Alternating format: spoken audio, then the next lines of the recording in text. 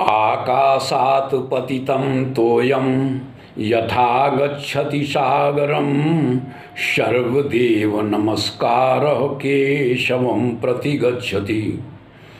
सुप्रभात देवियों एवं सज्जनों, कृष्ण संदेश सुधा चैनल के माध्यम से मैं धर्म प्रकाश भदौरिया गीता विश्लेषक गीता की ज्ञान गंगा में अवगाहन हेतु उपस्थित एवं मधुसूदन भगवान कृष्ण के चरणों में अगाध निष्ठा रखने वाले आप सभी प्रबुद्ध एवं विद्वान श्रोताओं का हार्दिक अभिनंदन एवं कोटि कोटि वंदन करता हूँ।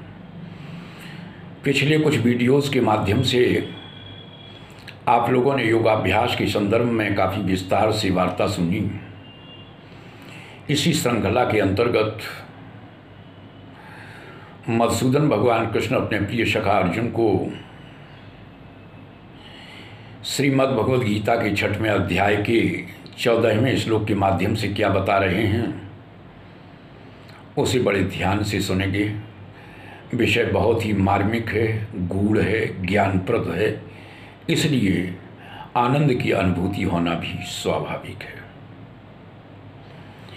तो पूर्व की तरह सर्वप्रथम इस श्लोक का श्रवणपान, तत्पश्चात विश्लेषण का आनंद। तो सुनते हैं अगला श्लोक कि प्रशांतात्मा विगत भी ब्रह्मचारि व्रते स्थिता मनः संयम मच्चित्तो युक्त आसीत मत्परः। इस श्लोक के प्रथम शब्द पर ध्यान देंगे।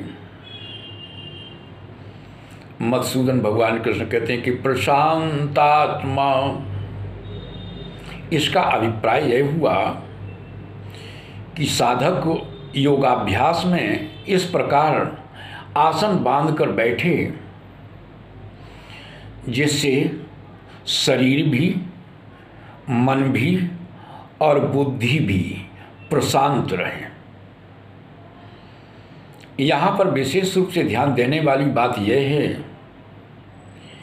कि बुद्धि को शुद्ध रखने के लिए या बुद्धि के शुद्धिकरण के लिए कोई व्यायामात्मक आसन नहीं होता, और आसन के अभिप्राय से भी, आसन का अभिप्राय भी यह नहीं होता कि इस हड्डी, मांस और चाम के शरीर का निर्माण हो,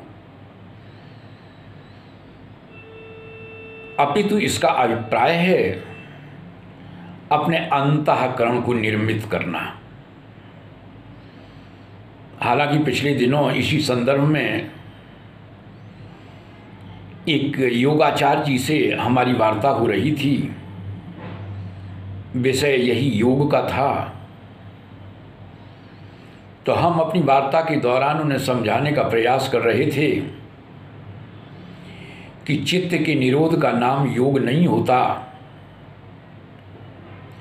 चित्त की वृत्ति का निरोध करना योग है। वार्ता के दौरान गंभीरता का परिचय देते हुए वे शांत मुद्रा में बैठे रहे और अंत में वो बोले कि मुझे लगभग 6-7 वर्ष बीत गया योग की क्लास लेते हुए, किंतु आज की पूर्व तक चित्त और चित्त वृत्ति का क्या भेद है मुझे ज्ञात ही नहीं था। हमने कहा भैया ये बहुत ही सामान्य बात है कि हाथ को काट कर फेंक देना योग नहीं हो सकता, जबकि हाथ का जो हिलना है उसे बंद करना योग है।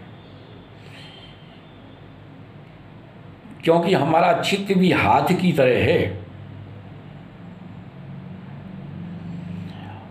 और वृत्ति का अर्थ होता है वर्ताव, वर्तना। अतः चित्त की सड़ासी से किसी इंद्रिय विषय को ग्रहण मत करो, चित्त की संडासी का संचालन स्वाभाविक रूप से बंद हो जाएगा।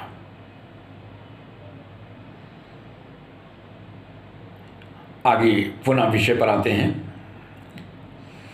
इसके आगे भगवान क्या कहते हैं कि विगत भी बैठे तो हैं योगाभ्यास करने के लिए, लेकिन अंदर से डर रहे हैं। डर इस बात का लग रहा है कि हम आंख बंद करके तो बैठे हैं, कहीं ऐसा ना हो सर्प आकर काट ले, कहीं ऐसा ना हो कोई हमारा दुश्मन आकर मेरे सर में डंडा मार दे, इत्यादि। तो भगवान कहते हैं कि निर्भय होकर, यानी डर का परित्याग करके निर्भय होकर के योगाभ्यास करने के लिए बैठे। आगे कहते हैं कि ब्रह्मचार्य व्रते स्थिता, भले ही आप लोगों ने सन्यासी ना माने,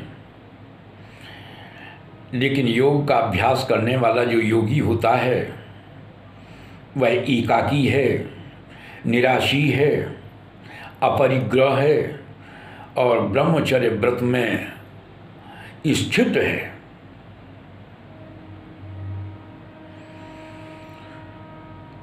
आगे कहते हैं कि मनः संयम्यो, इसका अभिप्राय यह हुआ कि मन की बागडोर अपने हाथ में ही रखना चाहिए।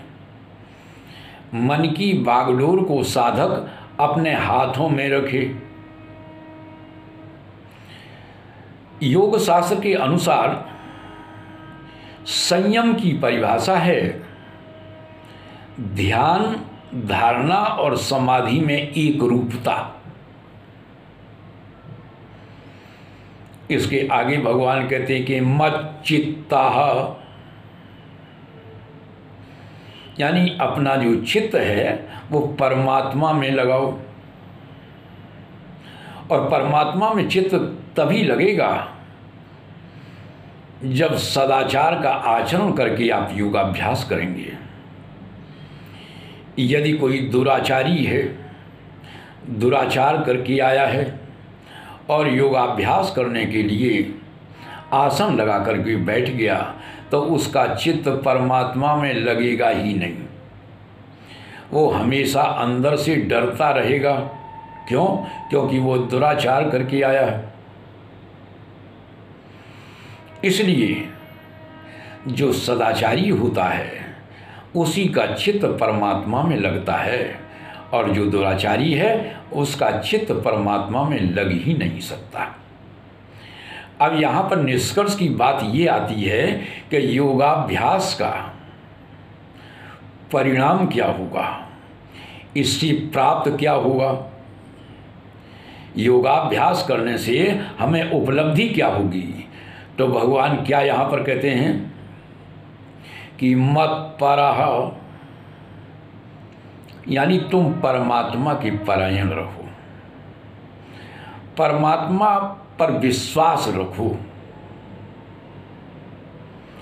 देखो, यहाँ पर एक बात समझने की यह है, परमात्मा भी कृष्ण है, योग का फल भी कृष्ण है। उन्हीं पर भरोसा रखो। उन्हें चाहे परमात्मा कहो, चाहे परमेश्वर कहो, चाहे भगवान कहो, उन्हीं पर भरोसा रखो। तो आज की वार्ता में बस इतना ही। आज की वार्ता के दौरान यदि सचमुच आपको आनंद की अनुभूति हुई हो